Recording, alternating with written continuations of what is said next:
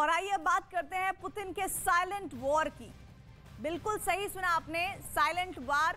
Ukraine में भले ही बम, गोलों और मिसाइल का शोर है, लेकिन इस युद्ध की रणनीति को पुतिन अपने वॉर रूस में बहुत ही खामोशी के साथ बनाते हैं। यूक्रेन युद्ध को कवर कर रहे इंटरनेशनल मीडिया ने तो यहां तक कहा जा रहा है कि ज़ेलेंस्की को जहां बताना आता है, वहीं पुतिन को छिपाना आता है। मिसाल के तौर पर पुतिन के मॉस्कोवा शिप के साथ रूस के कई रहस्यों को समंदर के अतल गहराइयों में पहुंचा दिया गया। ज़ेलेंस्की क्या क्या बता रहे हैं और पुतिन क्या क्या छिपा रहे हैं, इसे स्पेशल रिपोर्ट में देखिए।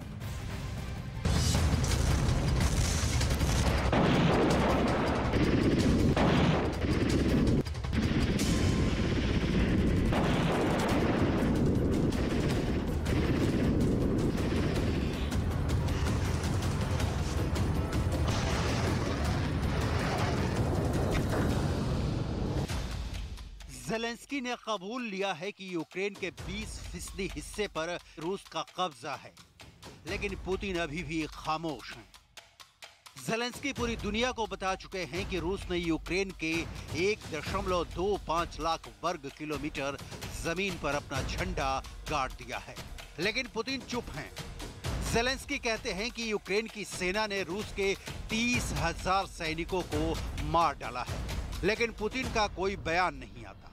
रूस का रक्षा मंत्रालय कहता है कि सिर्फ 1351 सैनिकों की जान गई। ज़ेलेंस्की फ्रंट पर डटे सैनिकों के बीच पहुंचते हैं, लेकिन पुतिन वार फ्रंट पर ना पहुंचकर चुपचाप युद्ध की रणनीति बनाते हैं। ज़ेलेंस्की रूस के वॉरशिप मॉस्कोवा की तबाही का जिक्र कर अपनी कामयाबी का ढिंढोरा पीटते हैं, तो वहीं पुतिन बड़ी ही गोपनीयता के साथ मॉस्कोवा की तबाही को रहस्य बना देते हैं। ज़ेलेंस्की को बताना आता है तो वहीं पुतिन को छुपाना आता है।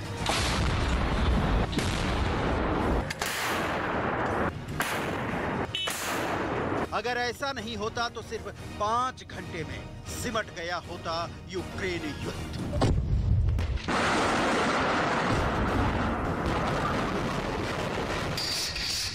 6 घंटे में कीव पर हो गया होता रूस का कब्जा।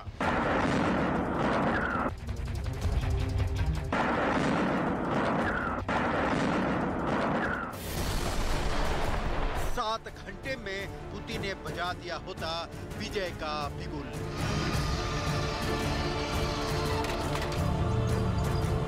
आठ घंटे में रूसी फौज यूक्रेन से कूच कर चुकी थी।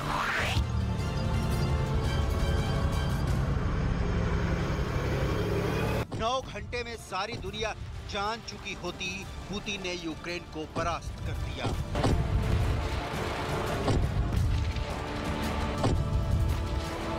दस घंटे में Biden to Boris Johnson message पहुंच गया होता।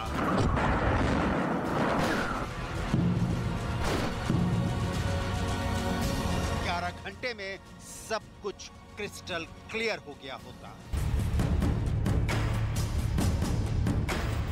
लेकिन ऐसा हुआ नहीं, क्योंकि यूक्रेन के राष्ट्रपति ज़ेलेंस्की जिंदा बच गए। रूस यूक्रेन महायुद्ध 100 दिनों से ज्यादा चलता ही नहीं अगर ज़ेलेंस्की को रूस की फौज ने युद्ध के पहले ही दिन दबोच लिया होता, उनकी हत्या हो गई होती। ये सभी बातें यूक्रेन के राष्ट्रपति ज़ेलेंस्की दुनिया को बता देते हैं। वहीं रूस के राष्ट्रपति पुतिन अपनी हर रणनीति को छुपा जाते हैं, बिल्कुल एक जासूस की तरह।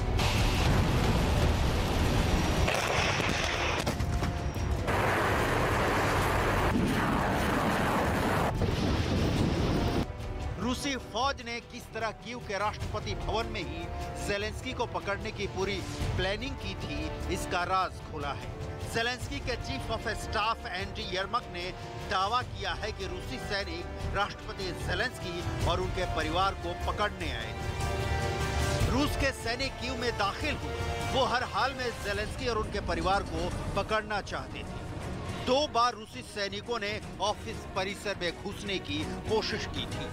राष्ट्रपति के गार्ड ने परिसर को सुरक्षित करने की कोशिश की। उस रात से पहले हमने सिर्फ फिल्मों में ऐसी चीजें देखी। जल्दी ही ये साफ हो गया कि ज़ेलेंस्की टारगेट थी और राष्ट्रपति कार्यालय भी अब सुरक्षित नहीं था। ज़ेलेंस्की के सुरक्षा अधिकारी ने राष्ट्रपति भवन में घुसने की रूसी सेना की पूरी कहानी सिलसिलेवार सुनाई है, हूबहू वैसे ही जैसे उनके राष्ट्रपति ज़ेलेंस्की युद्ध से जुड़ी सभी जानकारी दुनिया को बता देते हैं। लेकिन पुतिन हैं जिनके दफ्तर के पत्तों की सरसराहट भी दुनिया सुन नहीं पाती।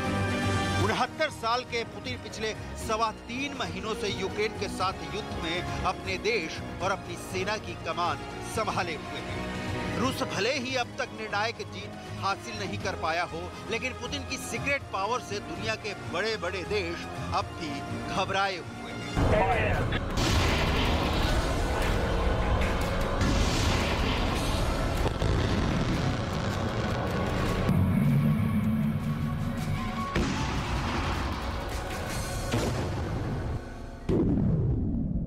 यूक्रेन की हर कमजोरी दुनिया के सामने आ जाती है, लेकिन रूस के कमजोर नस को पुतिन बहुत ही चालाकी से पर्दे से ढक देते हैं। ठीक वैसे ही जैसे अपने फ्लैगशिप मॉस्कोवा की तबाही से जुड़े सच को समंदर की अतल गहराइयों में ले जाकर शिप के साथ ही दफन कर दिया है। दावा है कि यूक्रेन के हमले में तबाह हुए मॉस्कोवा शिप को किनारे लाया जा रहा था, लेकिन शिप को साहिल मिलती उससे पहले ही बीच रास्ते में मॉस्कोवा समंदर में समा गया। लेकिन रूस के दावे से अलग पश्चिमी देशों को अंदेशा है कि ऐसा पुतिन के इशारे पर हुआ है, क्योंकि मॉस्कोवा के डूबने के साथ साथ उसकी कमजोरी और उससे जुड़ा रहस्य भी अब समंदर में समा गया है। 13 अप्रैल 2022 को ओडेसा के पास ब्लैक सी में यूक्रेन ने रूस के फ्लैगशिप मॉस्कोवा पर मिसाइलों से हमला किया। रूस इसे हादसा बता रहा है, लेकिन यूक्रेन का दावा है कि उसने बीच समंदर में मॉस्कोवा पर अपनी नेपच्यून मिसाइल से हमला किया और शिप को तबाह कर दिया। यूक्रेन का दावा है कि उसने इस हमले में अपनी 2 बहुत ही खतरनाक नेपच्यून एंटी शिप मिसाइल का इस्तेमाल किया, और जब ये मिसाइलें रूस के वॉरशिप मॉस्कोवा से टकराई तो जहाज में आग के शोले उठने लगे। देखिए नेपच्यून मिसाइल कैसे कोस्टल डिफेंस के रूप में दागी जाती है। मॉस्कोवा एक मिसाइल क्रूजर था और ये ब्लैक सी फ्लीट में रूस का कमांड सेंटर के तौर पर मशहूर था। 1979 में लॉन्च हुआ मॉस्कोवा स्लावा क्लास का मिसाइल क्रूजर था, जिसका नाम रूस की राजधानी मॉस्को पर रखा गया था। ये 600 फुट लंबा वॉरशिप था। 12,500 टन के वजन के साथ ये ब्लैक सी में रूसी सेना का कमांड शिप कहा जाता था। करीब 500 नौसैनिकों और अफसरों के साथ ही ये रूस के सबसे बड़े वॉरशिप में से एक था। साल 2000 में मॉस्कोवा को नए विपन सिस्टम से लैस किया गया था। 20,000 किलोमीटर के दायरे में ऑपरेट करने वाले मॉस्कोवा पर कई खतरनाक हथियार मौजूद थे, जिसमें वुल्कैन एंटी शिप मिसाइल सिस्टम भी मौजूद थी और S-300 एयर डिफेंस सिस्टम भी। इसमें लगी 130 मिलीमीटर की गन AK-130 से हवाई टारगेट्स को खत्म किया जा सकता था। ये 8 किलोमीटर की रेंज में ड्रोन और 15 किलोमीटर की रेंज में विमान को निशाना बना सकती थी।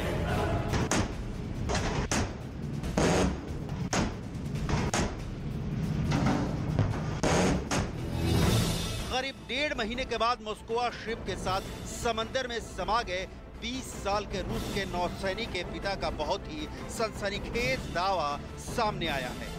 ब्रिटेन के मशहूर अखबार डेली मेल में एक स्पेशल रिपोर्ट छपी है, जिसमें रूस के नौसैनिक के पिता का हवाला देकर लिखा गया है, क्रेमलिन ने जानबूझकर काला सागर फ्लैगशिप को डुबो दिया ताकि यूक्रेन के नेपच्यून मिसाइलों के साथ क्रूजर पर हमला करने के बाद आपदा से जुड़े सच पर पानी फेरा जा सके। रूस का मॉस्कोवा वॉरशिप 40 साल से ज्यादा पुराना था, लेकिन यह नाटो के लिए ब्लैक सी में बड़ा खौफ माना जाता था। लेकिन जब यूक्रेन ने इस पर अपनी नेपच्यून एंटी शिप मिसाइल से हमला किया तो देखिए क्या हुआ। नेपच्यून मिसाइल को हवा से, जमीन से या फिर किसी वॉरशिप से भी दागा जा सकता है। दुश्मन के राडार से बचाने के लिए ये मिसाइल अपने टर्मिनल फेज यानी आखिरी दौर की उड़ान के दौरान समंदर की सतह से 10 मीटर की ऊंचाई पर उड़ती है। जब टारगेट करीब आता है तो ये 3 मीटर तक की ऊंचाई पर पहुंच जाती है। यही वजह है कि किसी वॉरशिप का क्लोज इन वेपन सिस्टम भी इसे आसानी से रोक नहीं पाता और फिर ये शिप से टकराकर उसे तबाह कर देती है। ऐसा ही रूस के मिसाइल क्रूजर मॉस्कोवा के साथ हुआ। ये मिसाइल समंदर की सतह से चिपक कर उड़ती रही। इस रफ्तार पर किसी मिसाइल को निशाना बनाना आसान नहीं होता। इसी तरह ये मॉस्कोवा के करीब पहुंच गई और फिर हुआ ऐसा धमाका जिसने रूस की नेवी को हिला कर रख दिया।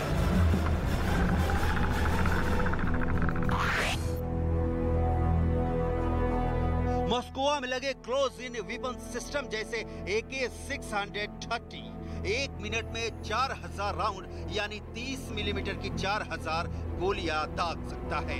ये किसी भी वॉरशिप को मिसाइल से बचाने के लिए आखिरी हथियार होता है।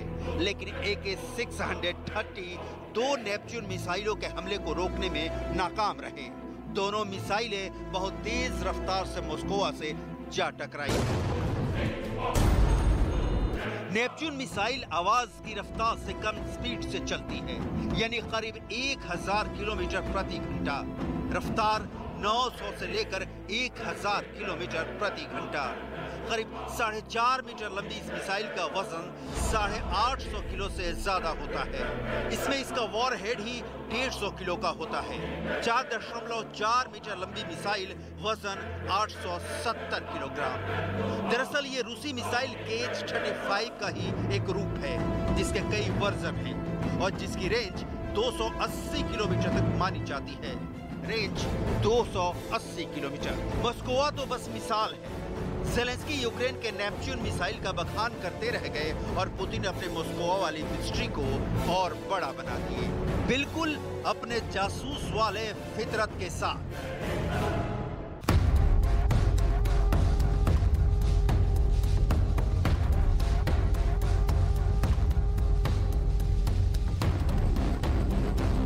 रूस के एक सीक्रेट एजेंट और एक KGB अफसर के रूप में पुतिन ने कई अदृश्य जंग लड़ी है, कई जीती है। पुतिन का उसमें क्या रोल रहा, ये बात आज भी उनके काम की तरह सीक्रेट है। लेकिन रूस की सत्ता की कमान जब से पुतिन के हाथों में आई है, तब से रूस ने हर युद्ध जीता है। पुतिन के नेतृत्व में रूस को एक भी जंग में नाकामी हाथ नहीं लगी।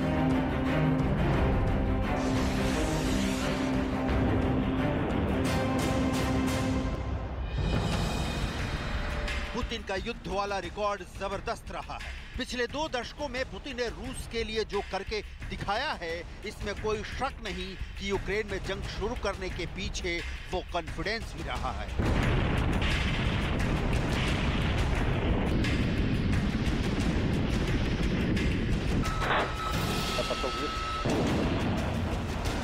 पुतिन जब मोटर बाइक पर सवार होते हैं तो उनका स्टाइल देखिए, दुनिया के कई युवा नेताओं पर भारी पड़ता है। पुतिन जब बर्फ से जमी नदी में डुबकी लगाते हैं तो अमेरिका और यूरोप को समझ आ जाता है कि उनका पाला एक ऐसे नेता से पड़ा है जो सीना चौड़ा करके अपने देश को उसका पुराना गौरव वापस लौटाना चाहता है। पनडुब्बी की सवारी हो या आइस हॉकी के मैदान पर सरपट दौड़ना या फिर सधे हुए हाथों से बंदूक चलाना, ये सब पुतिन के फौलादी शौक का हिस्सा है। युद्ध की रणनीति में भी पुतिन अपनी अय्यारी वाली दाव पेच नहीं भूलते। दावा किया जाता है कि पुतिन अपनी सेना से ज्यादा अपनी प्राइवेट आर्मी पर भरोसा करते हैं। वो रमजान कादिरफ पर यकीन करते हैं। वैगनर ग्रुप के लड़ाकों को युद्ध में शामिल कराते हैं। सेना के साथ साथ रूसिच ग्रुप को जंग में उतारते हैं।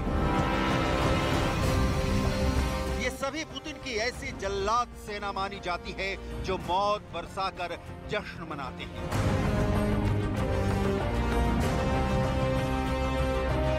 ये रूस के ऐसे खूंखार लड़ाके हैं जिन्हें दुनिया चलती फिरती किलर मशीन कहती है। इनकी डिक्शनरी में रहम नाम का कोई शब्द ही नहीं है। पुतिन की ये प्राइवेट आर्मी यूक्रेन में न सिर्फ मौजूद है बल्कि युद्ध में अपना काम बखूबी कर रही है। सबूत के तौर पर कुछ तस्वीरों को पेश किया गया है। सबूत नंबर 1, सबूत नंबर 2, सबूत नंबर 3, सबूत नंबर 4, सबूत नंबर 5। इन रूसी लड़ाकों की लोकेशन खार्किव बताई जा रही है। तस्वीरों में इनके पास जेड निशान वाली रूसी गाड़ी भी नजर आ रही है। दूसरी तस्वीर में गाड़ी पर ये लड़ाके तैनात दिखाई दे रहे हैं। इनके बारे में दावा किया जाता है कि ये निर्मम जल्लाद से भी बेरहम होते हैं। रूसी लड़ाके कत्लेआम करने के वक्त बच्चों, महिलाओं और बुजुर्गों को भी नहीं बख्शते। पुतिन की इस प्राइवेट सेना की तुलना हिटलर की नाजी सेना से की जाती है। ब्रिटेन के मशहूर अखबार द सन की रिपोर्ट के मुताबिक रूसी ग्रुप का गठन एलेक्सी मिलचको और यान पेट्रोवस्की ने की थी। द सन की रिपोर्ट के मुताबिक रूसी ग्रुप पुतिन की प्राइवेट आर्मी के तौर पर कुख्यात वैगनर ग्रुप से जुड़ा है।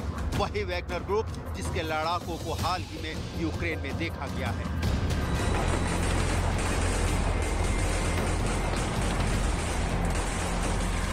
ब्रिटेन के खुफिया एजेंसी का दावा है कि रूस ने ऐसे 1000 से भी अधिक खूंखार लड़ाकों को यूक्रेन के डोनेस्क इलाके में दाखिल कराया। सबूत नंबर 1, सबूत नंबर 2। जिस तस्वीर को तैनाती का सबूत बताया जा रहा है उसमें सैनिक की वर्दी पर जो लोगो है वो वैगनर ग्रुप का है। वैगनर ग्रुप को पुतिन की प्राइवेट आर्मी कहा जाता है। ये AK-15 राइफल थामे हुए हैं। AK-15 राइफल का इस्तेमाल रूस की स्पेशल फोर्स करती है। ये लड़ाके रेडसन पार्क इन होटल के सामने खड़ा है जो यूक्रेन के डोनेस्क में है। दावा है कि यूक्रेन में ऐसे 1000 से अधिक लड़ाके घुस गए हैं। इन्हें रूस के राष्ट्रपति व्लादिमीर पुतिन की अदृश्य सेना कहा जाता है। ऐसी सेना जो किसी को दिखाई नहीं देती, चोरी छिपे धावा बोलती है, अपने टास्क पूरा करती है और पलक झपकते गुम हो जाती है।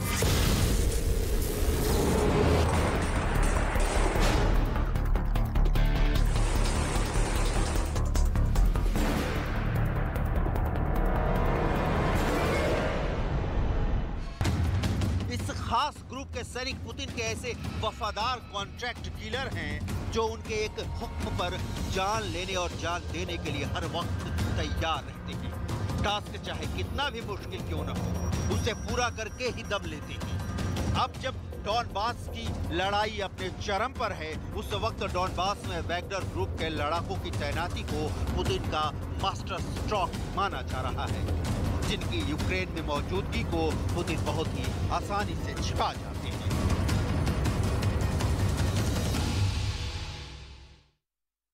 सोमवार को यूक्रेन के मैदान जंग से रूस के लिए बहुत ही मनहूस खबर आई है। खबर के मुताबिक रूस ने एक ही दिन में अपने 2 बड़े जनरल को खो दिया। रूस ने मेजर जनरल रोमन कुतुजोव की मौत की बात तो मान ली, लेकिन दूसरे लेफ्टिनेंट जनरल रोमन बर्निकोव की मौत पर पुतिन ने पर्दा डाल दिया। सवाल ये उठ रहा है कि आखिर पुतिन अपने दूसरे जनरल की मौत को एक राज बनाकर क्यों रखना चाहता है? क्या पुतिन को लगता है कि एक दिन में 2 जनरलों की मौत की खबर से रूस की सेना का मनोबल टूट सकता है और पुतिन डॉनबास की जीतती बाजी हार भी सकते हैं?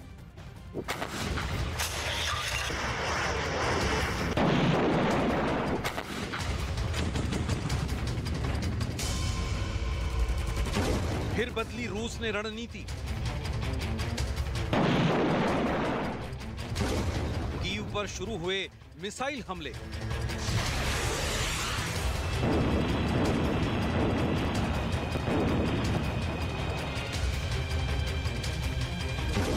खंडहर बना कीव का रेलवे स्टेशन। यूक्रेन फतह का पुतिन प्लान।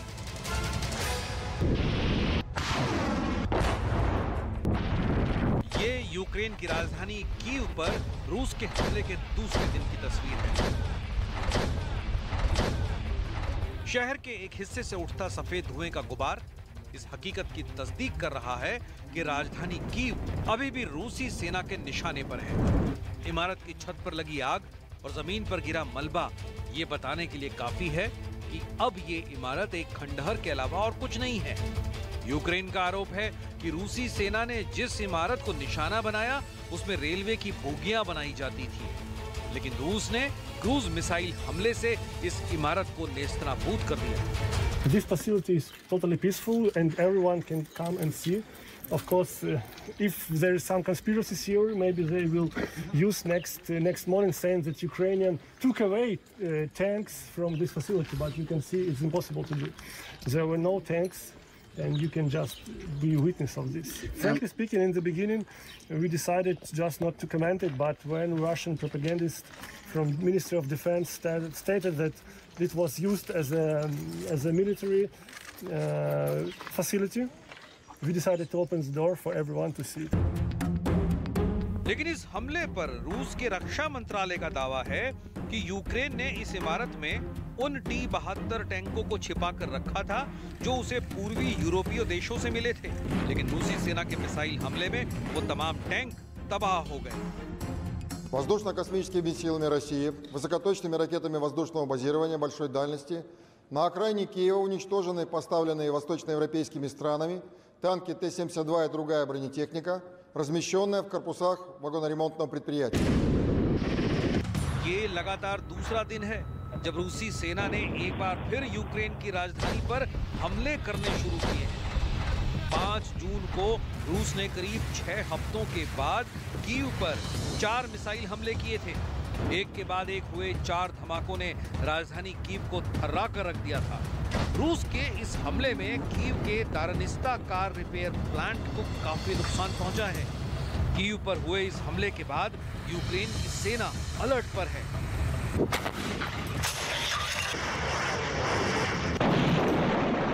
रूस और यूक्रेन के बीच जारी जंग को 100 दिन से ज्यादा का वक्त बीत चुका है। यूक्रेन के राष्ट्रपति वोलोदिमीर ज़ेलेंस्की भी ये बात मान चुके हैं कि उनके देश का 20% हिस्सा फिलहाल रूस के कब्जे में है। दूसरी तरफ रूस के राष्ट्रपति व्लादिमीर पुतिन भी ये बात जानते हैं कि राजधानी कीव पर कब्जा किए बिना उनकी जीत को अधूरा ही माना जाएगा।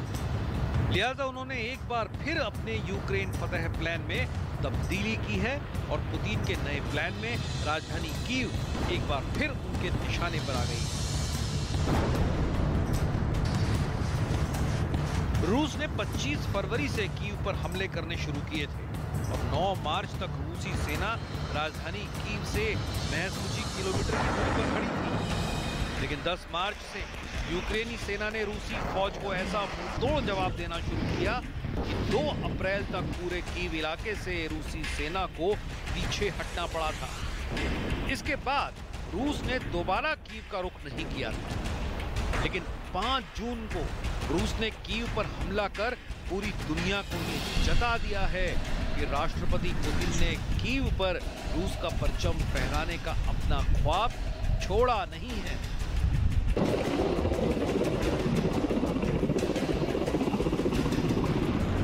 दुनिया की हैरत इस चीज को लेकर है कि रूस दुनिया की दूसरी बड़ी सैन्य ताकत है, लेकिन बावजूद इसके रूस 100 दिन की जंग के बाद भी यूक्रेन के राष्ट्रपति वोलोदिमीर ज़ेलेंस्की को ना तो झुका पाया है और ना ही यूक्रेनी फौज की हिम्मत और हौसले को तोड़ पाया। जब युद्ध शुरू हुआ तो माना जा रहा था कि रूस और यूक्रेन के बीच ये जंग 10 दिन से ज्यादा नहीं चलेगी, लेकिन हुआ इसके ठीक उलट।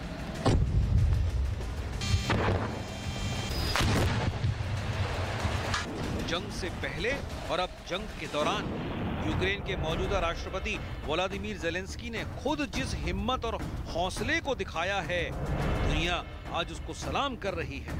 जंग के पहले दिन से ही राष्ट्रपति ज़ेलेंस्की अपनी सेना का हौसला बढ़ाते नजर आए और अमेरिका और यूरोपीय यूनियन के तमाम राष्ट्राध्यक्षों के कहने के बावजूद उन्होंने यूक्रेन की सरजमी को नहीं छोड़ा और जंग के दौरान वक्त वक्त पर न सिर्फ जख्मी सैनिकों से मिलते रहे, बल्कि कई बार तो वो खुद वॉर जोन की फ्रंट लाइन पर भी पहुंच गए। 5 जून को राष्ट्रपति ज़ेलेंस्की यूक्रेन के ज़ापोरिज़िया के मैदान जंग में नजर आए। अपने दौरे के दौरान उन्होंने यूक्रेन के सैनिकों का हौसला भी बढ़ाया। फिलहाल ज़ापोरिज़िया का 60% इलाका रूस के कब्जे में है। यूक्रेन के कई इलाकों में अभी भी रूस और यूक्रेनी सेनाओं में जबरदस्त जंग छिड़ी हुई है। आइए आपको यूक्रेन के मैप के जरिए ये बताते हैं कि यूक्रेन के किन किन इलाकों में अभी जंग चल रही है। Donbas, Severodonetsk, Donetsk, Luhansk, Mykolaiv, Kharkiv, Izium, Rubizhne, Kherson, Odesa, Zaporizhzhia. Ukraine के ये वो इलाके हैं जहां रूस और यूक्रेन की सेनाओं के बीच जंग जारी है। लेकिन जंग के दौरान देश का राष्ट्रपति अपने सिर पर मंडराती मौत के खतरे के बावजूद जब खुद मैदान जंग में दिखाई दे तो सेना का हौसला बढ़ना लाजिमी सी बात है। यूक्रेनी सेना के बंकर के अंदर मौजूद एक आर्मी कमांडर से बात करते ये राष्ट्रपति ज़ेलेंस्की ही हैं। खबर के मुताबिक ज़ेलेंस्की अपने दौरे के दौरान डोनेस्क के सोलिंदर और लुहांस्क के लिसिंचास्क में मौजूद यूक्रेन की सेना के मोर्चों पर भी गए। इस दौरान उन्होंने जंग में रूस के खिलाफ मिल रही कामयाबी का श्रेय बहादुर यूक्रेनी सैनिकों को दिया और उन्हें उनकी बहादुरी के लिए सम्मानित भी किया। Маю велику честь бути тут, подякувати вашим батькам і дружинам, у кого є, дітям за те, що такі прекрасні люди в нашій державі є. Побажати вам здоров'я і їм, щоб у них було все гаразд.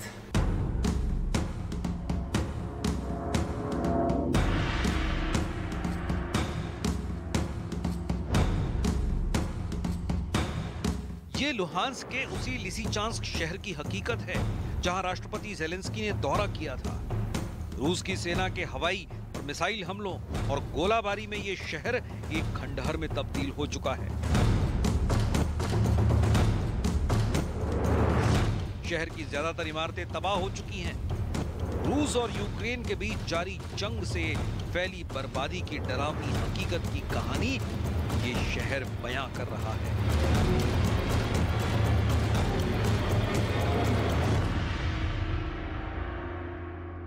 Російською наволоччю знову обстріляно центр міста Лисичанська, зруйновані жилі будинки, інфраструктура. Документуємо їх злочинну діяльність.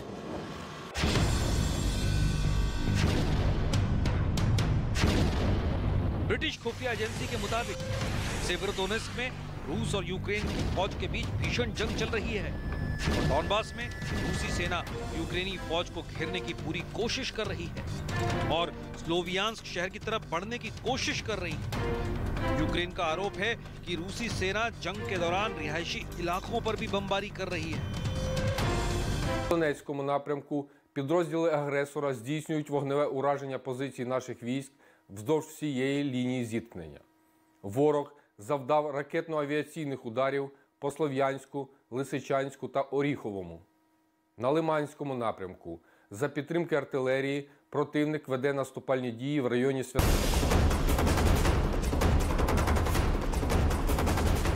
यूक्रेन का दावा है कि उसकी सेना ने सेवेरोडोनेस्क शहर में जारी जंग में रूसी फौज को पीछे धकेलना शुरू कर दिया है और आधे सेवेरोडोनेस्क शहर को यूक्रेन की सेना रूस के कब्जे से आजाद करवा चुकी है। यूक्रेन का यह भी दावा है कि डोनेस्क और लुहांस्क में पिछले 24 घंटे की जंग में रूस की सेना को भारी नुकसान उठाना पड़ा है। За минулу добу на Донецькому та Луганському напрямках відбито 7 атак ворога. Знищено 4 танки, 3 артилерійських системи, 8 бойових броньованих машин та 3 одиниці автомобільної техніки. Підрозділи протиповітряної оборони збили бойовий вертоліт К-52 та безпілотний літальний апарат.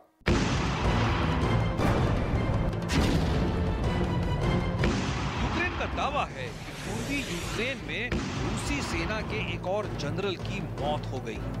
मारे गए सैन्य अधिकारी की पहचान मेजर जनरल रोमन कुदजोव के तौर पर की गई है। इसी के साथ रूस यूक्रेन युद्ध में रूसी सेना के जनरलों की मौत का आंकड़ा 11 तक पहुंच गया है। इसके अलावा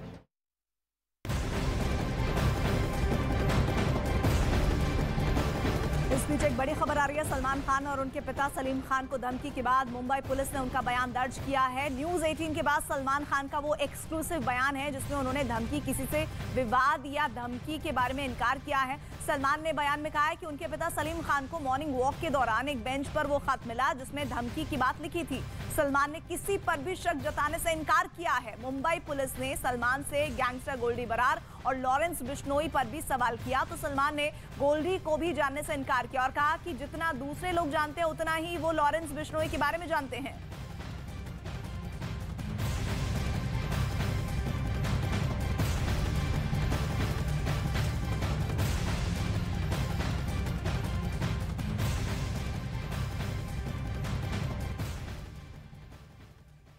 और आइए अब आपको दिखाते हैं 10 बड़ी खबरें मुख्यमंत्री योगी आदित्यनाथ के मथुरा दौरे से जुड़ी हुई। सीएम योगी आज मथुरा दौरे पर रहे। उन्होंने राधा कृष्ण मंदिर में पूजा की।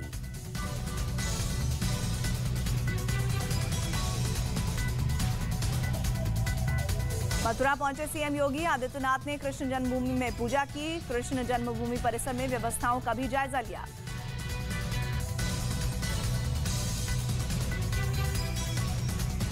कृष्ण जन्मभूमि के दर्शन के बाद सीएम योगी आदित्यनाथ का बयान। सीएम ने कहा, श्री कृष्ण का दर्शन सकारात्मक ऊर्जा देता है।